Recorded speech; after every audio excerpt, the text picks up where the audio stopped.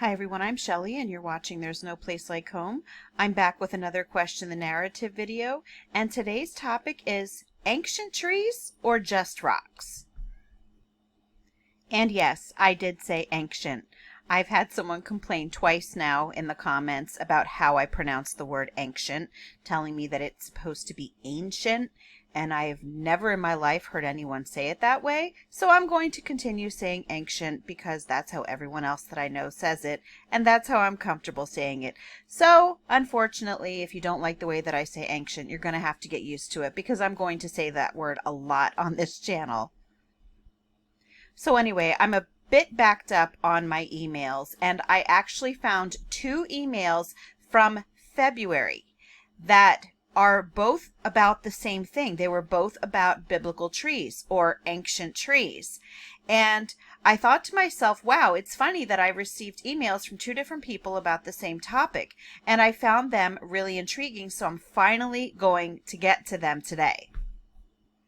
This is a topic that I have covered before, but I wanted to share with you some photos, some amazing photos that one of the people who emailed shared with me, because I have never seen such blatant examples of petrified wood that is not admitted to be petrified wood. And so I just wanted to show that to you and also share with you some photos that I have shared in other videos that you may have missed, and some examples of some real wood. I'll quote real wood, things that they will admit are wood because they're still obviously from trees. They're just not gigantic. They're normal sized trees to us, and just show you the similarities between the two. The channel that I was actually introduced to the concept of these huge biblical, or I'm saying biblical because I'm assuming they're coming from biblical times when things were much larger, probably antediluvian times. I was first introduced to that on the channel Hangman 1128, and he just does a great job showing us what wood looks like and what petrified wood looks like, except in much larger pieces of it, gigantic, gargantuan trees that we are constantly told is wood. So if you want a really good crash course on this topic, go to Hangman 1128. I highly recommend that channel. The first email that I'm sharing with you is from Sherry, and let's just read what it says. Shelly, I have so appreciated and enjoyed all of your videos. I am a homeschooling mom of many who is nearing the end of that journey as my youngest is 16. I have been questioning the narrative since around 2014, and since CVID have been researching mud flood / Tartaria, etc. It's fascinating, and I love hearing new theories and considering new ideas. My husband and I moved from Maine to Texas about 30 years ago, but we visit Maine a few times a year to visit family. There is a particular lobster shack that is on the ocean and that we like to eat in the summer. A couple of years ago, while walking along the coastline after lunch, and with seemingly new eyes, I yelled out, "These are trees!" I have probably been to this shack at least 20 times. Anyhow, I am including a link to the album that shows these gigantic stone trees that seem to be stacked along the coast. The Portland Headlight coastline also has these stone trees. The last video in the album, I believe, shows one massive tree laid down. This is the album. So this is the first of the photos that Sherry kindly shared with me to share with you. And one of the things that I think about when it comes to petrified trees is, how would these gigantic petrified trees be petrified to begin with? What happened? And we know now, this I think looks like one gigantic tree. This looks just like a trunk if you look at it. But if you think about antediluvian times and how everything was bigger, it makes sense that this is when these seeming trees would be coming from. But again, the question is, how did they get this way? How do we have all of these gigantic trees? At least it looks like trees. I know what they tell us in science class. I took geology too. We know what all the mainstream answers are. But if you actually have the ability to look at things and realize what you're actually looking at, you'll know that what we are taught is not necessarily the facts. You know, it could very well just be because they don't want to go against their evolutionary theory. They want it to make it look like everything is getting better and better over time and not, you know, worse and worse or smaller and smaller. And here we have all of these gigantic trees that seem to be the size that would happen in a habitat that had a higher oxygen content. So I'm just going through these quickly with you for now. I'm gonna go over them a little bit in more detail. I just want to share this with you. But I thought to myself, okay, well, how do they get this way? Well, let's take a look at that. Okay, so I'm right here on good old Wikipedia, and I just looked up petrified wood because I wanted to see how this wood is petrified. And wouldn't you know it, it falls right in with the idea that these trees very well could have been petrified during the biblical flood of Noah's time. It says the petrifaction, I would think it would say petrification, but anyway, we'll say petrifaction process occurs underground when wood becomes buried in water or volcanic ash. The presence of water reduces the availability of oxygen, which inhibits aerobic decomposition by bacteria and fungi. Mineral-laden water flowing through the sediments may lead to permineralization, which occurs when minerals precipitate out of solution, filling the interiors of cells and other empty spaces. During replacement, the plant's cell walls act as a template for mineralization. Why do I have such a hard time with that word? There needs to be a balance between the decay of cellulose and lignin and mineral templating for cellular detail to be preserved with fidelity. Most of the organic matter often decomposes. However, some of the lignin may remain. Silica in the form of opal A can encrust and permeate wood relatively quickly in hot spring environments. However, petrified wood is most commonly associated with trees that were buried in fine-grained sediments of deltas and floodplains or volcanic lahars and ash beds. A forest where such material has petrified becomes known as a petrified forest, and they will usually only identify the smaller trees as petrified forests. They will not come out and tell you that these massive structures that we are looking at are petrified trees, which is in fact what I believe and what many people believe they actually are. So now let's go back to these photographs and just take a closer look at what we're actually seeing here. So this certainly looks like the bark of a tree. You see the wood grain. Anyone who would think that this was something smaller would look at this and say, oh, well, that's just tree bark. Yet here we have an entire beach covered with it. And I said it before, and I'm going to say it again. Yes, this looks like one massive fallen tree. And here we have another look at what seems to be broken apart tree bark. And again, I'm going to share some photos with you of actual trees to show you that there are so many similarities. We see things like this all the time with the little broken pieces. And I know that Hangman 1128 on his channel, he will find these smaller pieces in the forest to show you, look, this is what happens to wood. And here we have these much larger examples. I tried going on Google to find something similar to this, and I didn't know what to type in. So it was not easy, but I found some that are very similar that I will share with you in just a moment. This, even the ends of it, it's very straight, very flat, just like pieces of wood. And some photos that I took of the area that I live look very, very similar to this as well. And and I know that I'm going to get a lot of comments telling me, those are rocks, and they're going to be telling me all different types of rocks that they are. Okay, I know that that's what science says. But we have eyes, and this certainly even looks splintered here. So, and we also know that science, unfortunately, has become scientism in many cases, and we can't always believe what the narrative is, because if there is an agenda behind it, then we can be certain that we're not going to get the truth if the truth makes the narrative look, give it less credibility. If these were smaller and charred, these would just look like pieces of wood that I have left over from the fire pit in our yard.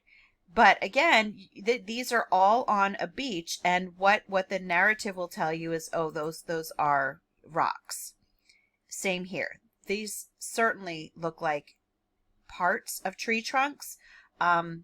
This looks like bark, and I believe that it's very likely that these were petrified during the flood. Now this one is, now we've gotten to my photographs. So this is a photo that we took on the trail. And as you can see here, the wood looks splintered. And some of the photos from Sherry looked the same way. It looked very splintered like this. Now in comparison, I'm just going to show you, here is a photograph of a dead tree. And you see the same sort of splintering going on right here that you see in this photo that I took here. This is a photo that I took while we were hiking on the Appalachian Trail, and I didn't have any of my children in this photo to show you scale, but this is large. This isn't a small structure. I'm saying structure even though I know that it's not man-made. But this is not small. This was very tall. And yeah, the narrative is this is just rocks on a mountain. But when you compare it to this on a much, now this is on a much smaller scale, it again looks very, very similar to what, I took a picture of on the mountain. And let's not forget that this has probably been here a very, very, very long time, especially if this is in fact petrified wood. And I can tell you that from touching it, yeah, it does feel like rock, which to me would indicate petrification. And here is another one that is very similar to that, and they will tell you, no, those are just rocks. But that's not what I see when I look at it, and not when you compare it to dead wood. Now this gives you an idea of scale for the one that I showed you. This is the walking path on the Appalachian Trail, and this right here. So a person who is walking would probably be about, I'd say probably up to about here. And here we have more of that wood-like stuff that has the splintering that I shared with you in the original picture, the first one that I showed you that I had taken. And again, yeah, I've shown you we have splintering in this one, and I think here we've got the splintering over here as well. And it really is reminiscent of what you saw in both the photos from Sherry and the ones that I have taken here.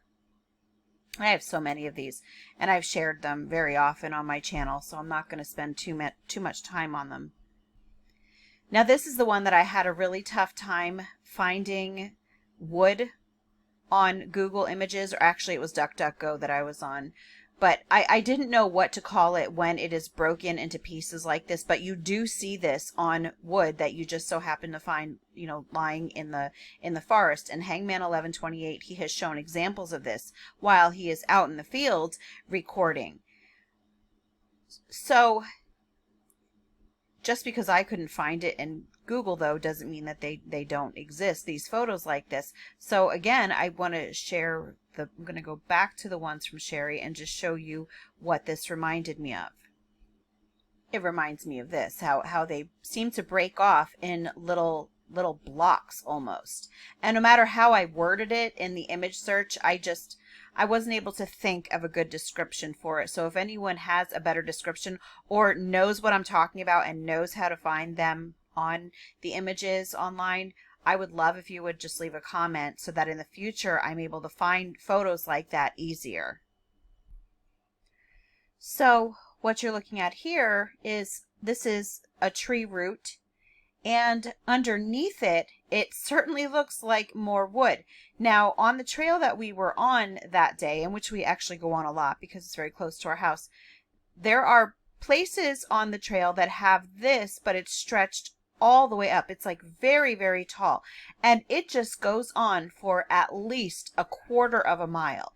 And if this is all part of one tree, that would be one magnificent tree.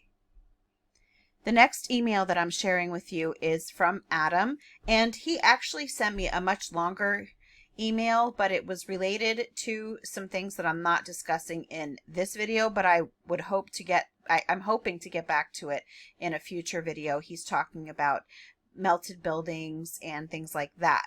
So really interesting email, but I'm just going to share this part with you today. It says, at the same time, most of the mountain ranges seem to be remains of biblical trees and vegetation, which I agree, that petrified during the great flood from Genesis 7, maybe even earlier if you include the pre-Adamite world as a possibility. Every mine in our world seems to be excavating minerals from biblical vegetation, or what was left from giant creatures. I 100% agree with that, and I am going to share with you some photos that I took about, well, from the trails that I keep showing you from where I live. There's some amazing stuff around here. The evidence of our God's presence, from divine beauty to his wrath, and the consequences of all kinds of biblical events are everywhere, if one has eyes to see. I hope that this set of materials will help you in acquiring new tools to recognize new layers of clues that I'm sure at this point that our beloved God and his Son Jesus Christ left us to discover, to arm us with the truth, to be used against the matrix of lies. God bless you, Shelley, and I'm looking forward to seeing the results of your inquisitive mind and soul. Thank you so much for this, Adam. I'm so sorry that it took so long to get to this, and same, Sherry, I'm sorry. It's just funny that you both sent me these very related emails on the same day. So I think it was meant to be for me to use them together.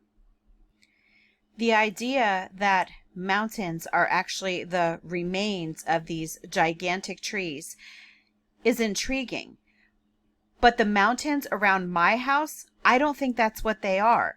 But when Adam brought up the mines, that is what really clicked for me, because the mountains around my house certainly seem to be the remains of ancient mines. And yes, they would have to be the mines of either giants or a people who had much better technology than we do today, because these mining rubble piles, which is what I believe these mountains are mountain size. So here we have my daughter, she's walking on, they'll tell you it's a rock, but there's just another example of, to me, if you would actually walk up to it and look around the entire thing, it looks to be petrified wood. So the idea that these mines are all up from the vegetation of these biblical trees makes a lot of sense, because it is on this trail, on this mountain that I believe is a spoil tip or a rubble pile from a mine. There are many of these remains of these gigantic trees. Several of them that I showed to you in this video already were actually from this particular spot. But what I'm sharing this with you now because if you actually look at the mountain, it looks exactly like what you would find on a rubble pile. Sometimes they're called slag heaps. Sometimes they are called spoil tips. It just looks like something was mined here and everything was just thrown and placed on this massive mountain. I say massive because I live in Pennsylvania. I'm going to admit that if I lived in Utah and came to Pennsylvania, I'd be like, these are hills, but to me they're massive because this is what I know. But these are just to show you that these are from the mountain. This is what you find on the mountainside. You don't find, like grass and rolling hills and forests and everything. You see rocks, rocks, rocks everywhere that you look. And this is even looking across the street, or no, this is looking up at the top of the mountain. But if I really zoom in, it's all rocks. That's all that it is. So yes, to me, this is definitely a slag heap. And I did share these photos in another video too. Underneath here, this certainly looks to be, it could be the remains of a tree there. Here along the trail, we see what looks to be some petrified wood right here. And then there are these, my mouse is acting up, but there's this chain link that they have over top of the sides of the mountains, probably to keep all of these smaller rocks from falling down on passing cars or hikers. This petrified wood certainly looks like it to me. More petrified wood, and this is sticking out from underneath that chain link. It went up all the way up the mountainside. We have more of what looks like it could be petrified wood right here, still on that trail. And I was clicking through, here's another one. That could very possibly be petrified wood. It looks very similar to the type that breaks off in like what I was calling like a blocking. I don't even know how to describe it. So here I just kind of spanned just to show you this is what you see on the whole mountain. Just rubble everywhere. And I'm sure I've made my point. You're like, okay, we get it. You think it's a slag heap. I just wanted to give you evidence of why I think it's a slag heap. Because, yeah, that's all that you're going to find here. Now, the last thing that I wanted to share with you are, just X this out. Here are some verses that Adam shared with me, and he shared a lot of verses in that email, again, that I hope to get to in a future video. But these are the ones that I thought were relevant to what I'm talking about today. So we have in Isaiah 37:24, it says, "By your servants you have mocked the Lord, and you have said, with my many chariots I have gone up the heights of the mountains, to the far recesses to Lebanon, to cut down its tallest cedars, its choicest cypresses, to come to its remotest height, its most fruitful forest." Next we have Ezekiel 31, and I understand that this is a prophecy, but I think that a lot of times these prophecies may very well have some physical meaning as well. And I think this is one of them. It says, "Whom are you like in your greatness? Behold, Assyria was a cedar in Lebanon, with beautiful branches and forest shade, and of towering height, its top among the clouds. The waters nourished it, the deep made it grow tall, making its rivers flow around the place of its planting, sending forth its streams to all the trees of the field.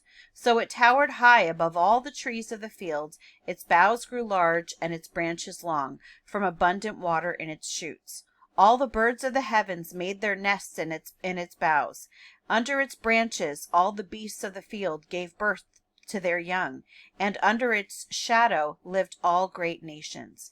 It was beautiful in its greatness, in the length of its branches, for its roots went down to abundant waters. The cedars in the garden of God could not rival it, nor the fir trees equal its boughs, neither were the plane trees like its branches. No tree in the garden of God was its equal in beauty. I made it beautiful in the mass of its branches, and all the trees of Eden envied it, that were in the garden of God." Again, I know that this is a prophecy, and it's comparing Assyria to a cedar.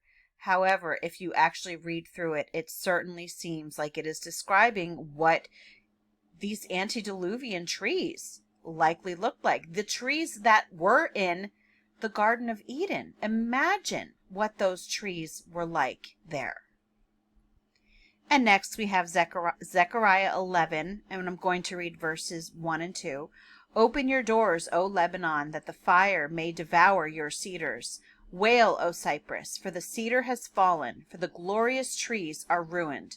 Wail, oaks of Bashan, for the thick forest has been felled. This actually reminds me, because if we looked back on the Wikipedia article on the petrified wood, it tells us that there are two things that can cause wood to petrify. It can either be petrified by being buried in water. I'm thinking the flood. But here we have volcanic ash. And if we are reading something like this, it's telling us that fire may devour your cedars. So yes, not all of the petrified trees that we see may be from the actual flood. I think that some of the much, much, much larger trees, some of the gargantuan ones, are antediluvian.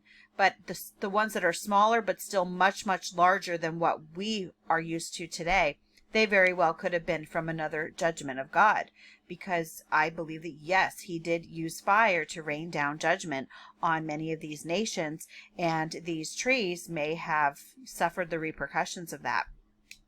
But anyway, that's all that I wanted to share with you today. I just thought that it was really interesting, and I'm so thankful that Sherry agreed to send me those photos. They're beautiful, and I would love to visit there myself someday. But anyway, that's all that I have for you today. If you like this video, give it a thumbs up. If you haven't subscribed and would like to hear more of what I have to say, I would love if you would do that. If you have any questions or comments, you can leave one either here or over on Instagram. And if you like my work and would like to support my channel, I will leave a link in the description box for my channel membership, or you can just click on it right on my channel page. And I hope you have a great day.